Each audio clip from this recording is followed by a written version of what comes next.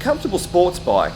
That's what BMW is trying to achieve with the brand new S1000XR. At its heart lies a retuned version of the S1000RR's engine and geometry that's more akin to an adventure bike than a track bike. So does it succeed? For the most part, yes. BMW's been releasing new models at a rapid rate over the last few years. The S1000XR is the fourth member in BMW's straight 4 lineup and uses essentially the same unit as the S1000R Roadster. Output is 160 horsepower at 11,000 RPM with 112 Nm of torque at 9,250 RPM. But unlike the Roadster, which is more of a traditional super naked, the S1000XR feels more like a fusion of sports bike, tourer and naked machine. BMW says it's an adventure sports bike, but it honestly feels more like a straight sports bike with an upright riding position. And while it's down on power from BMW's headline-grabbing S1000RR, because of its geometry and riding position, it actually feels quicker on the street than a traditional sports bike.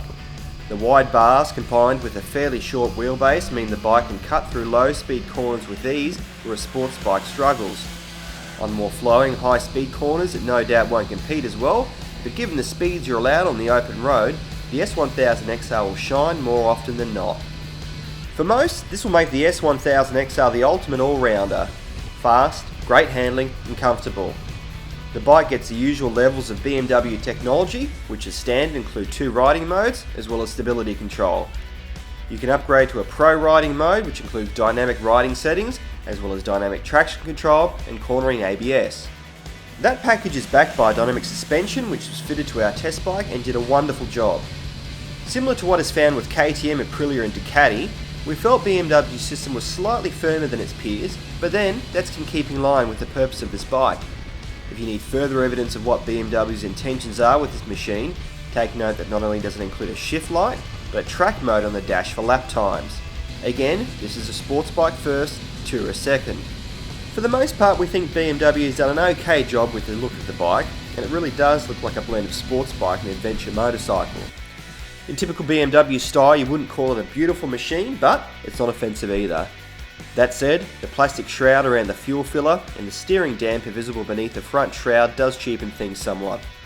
BMW might try to pitch this bike's adventure potential, showing the S1000XR on dirt and gravel roads, but to us this is a discredit to the bike. Just because it might resemble a V-Strom or a Versys, the S1000XR is nothing like them. This is the top of the line performance with a comfy seat and wide bars, and it shouldn't be ashamed of it. The power of the bike is brilliant, and it's hard to believe it's over 30 horsepower down on the RR, but that's no doubt down to the full torque of the engine available below 5 figures. Fueling is pretty much perfect, and unlike top of the line superbikes, the S1000XR is just at home in stop-start traffic as it is at high speed. The shape of the bark busters are a fault though, bulging out to the sides which increase overall bar width by a few centimetres.